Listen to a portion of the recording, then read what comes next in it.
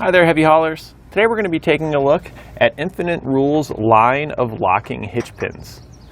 These are available for either 2-inch hitches like we're showing off today, 2.5-inch, or 3-inch hitches. The 3-inch hitch pin is available with either a 3 5/8" span or a 3 7/8" span.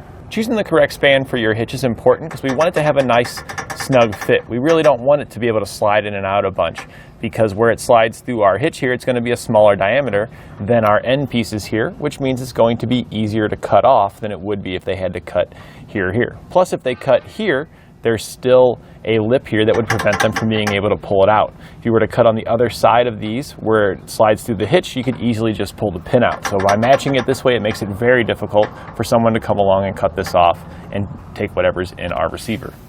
We just replaced the customer's old locking pin because the old one, they couldn't get it off because it was all rusted up. You can see their old pin here. We don't have to worry about that with this new pin.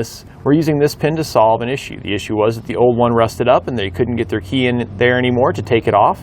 This one being stainless steel, they're not going to encounter that issue. We did just talk about the span too and cutting it off. And this one here is going to be much more secure than our old one. This old one here, while it was the correct span length, it didn't really matter with this style of lock, because with this one we've got metal all the way through. But our locking head here is plastic. So while this was tucked up against the hitch really easily, I was able to cut it off in just a few seconds with my Sawzall, just running it right down. It cut right through the little plastic area there, and then it cut the end right off and I was able to slide it out. On our new one here, it's so snug, there's really not even a way to get your blade in there to be able to do that. And if you were to again cut it off right here, you still wouldn't be able to take the pin out because you'd have that lip there. And it's the same way over on the opposite side. Now, regardless of which size pin you get, it's going to have a shear strength of 42,000 pounds, which is going to be higher than anything we're ever going to be pulling with our truck.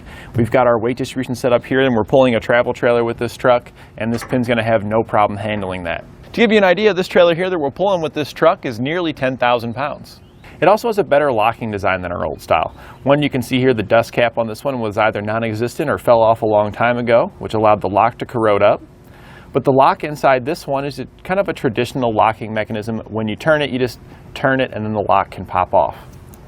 With that style, it is actually fairly easy to break these. You could jam something in there and turn it, and all you got to do is make it turn and then you can take this off. But with this style here, it's not going to be nearly that easy to break the lock and do so, because this is a threaded lock style. And I know it may seem inconvenient at first that you have to twist this to take it off, but the security you get with it greatly outweighs the little bit of extra time it takes you to unthread it. Because you see here, somebody would have to break this and turn the entire way, and it's just much more difficult to actually break this and something stay in there being able to unthread the bolt. Because if it breaks and the bolt is still threaded in, then they're just turning nothing and it's not going to come off. You can see here how it's threaded on. So this really gives us an extra layer of protection, even though it does seem like it might be a little bit of inconvenience.